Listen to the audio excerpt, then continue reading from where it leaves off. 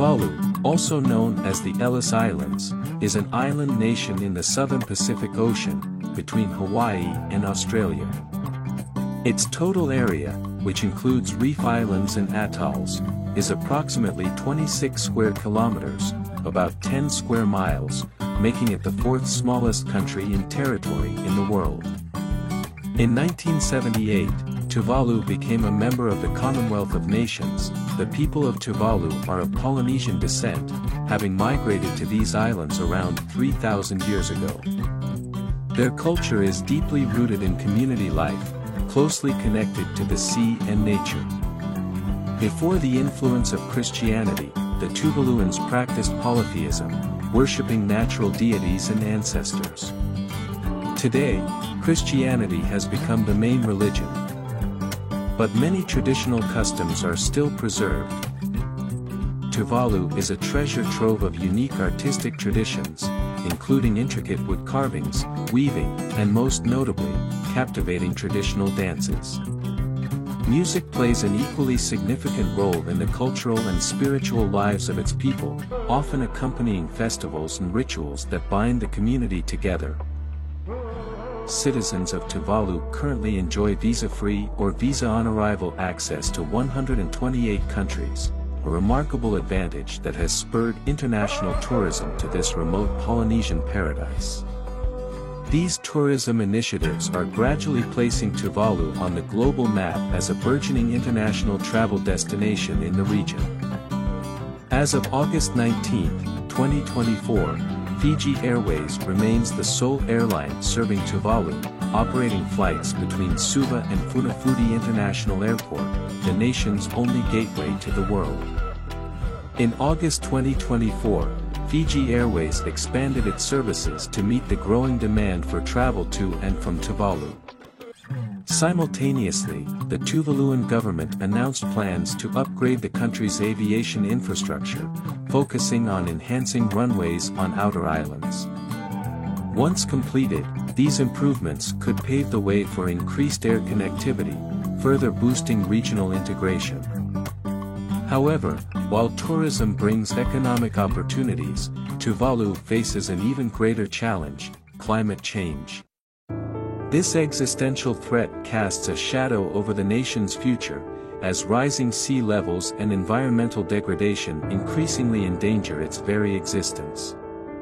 Join us as we explore the grave environmental challenges Tuvalu is grappling with, and why they demand urgent global attention.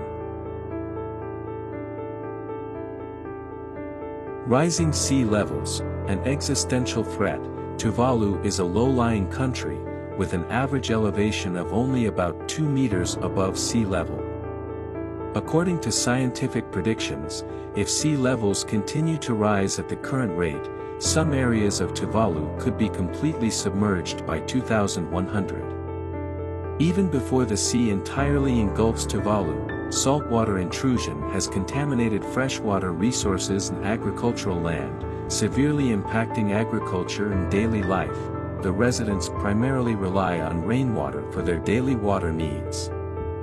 However, the inconsistent rainfall leads to a severe scarcity of clean water, migration, and climate refugees. Some residents of Tuvalu have migrated to New Zealand or other countries in search of safer living conditions.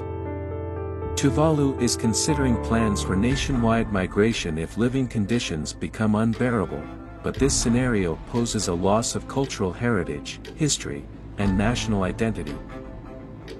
Global efforts of Tuvalu. Tuvalu is one of the strongest voices at climate change conferences, such as COP, the United Nations Climate Change Conference. In 2021, a video featuring a man in a suit and tie urging world leaders to take action against climate change went viral, bringing the plight of small island nations and their struggle with rising sea levels into the spotlight. The man in the video, shown at COP26, is not a typical politician.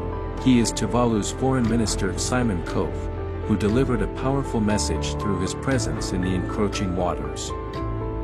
The struggle of Tuvalu is not just a story of a single nation, but a profound reminder of the broader consequences of climate change for small island nations. As this paradise archipelago grapples with the prospect of disappearing forever, it serves as a powerful wake-up call that the impacts of climate change are not a distant future but a harsh reality unfolding today, requiring immediate action. As one of the smallest and most vulnerable countries, Tuvalu also signals the greater threats faced by other low-lying and island nations around the world. The fragile ecosystems of these island nations are currently under threat, endangering rare flora and fauna as rising sea levels submerge habitats and disrupt their delicate balance. Moreover, water scarcity has become a serious issue as rising temperatures and changing rainfall patterns impact islands dependent on limited freshwater resources, jeopardizing both human populations and agriculture. International response. The sinking of Tuvalu has prompted urgent new attention to climate change response actions. Several supportive agreements have been outlined, notably on November 9, 2023, when Australia and Tuvalu signed an unprecedented cooperation agreement called the Falapili Alliance. This important agreement provides opportunities for 280 Tuvaluans each year, allowing them to gain permanent residency in Australia. The agreement includes three key aspects: climate cooperation, mobility, and security.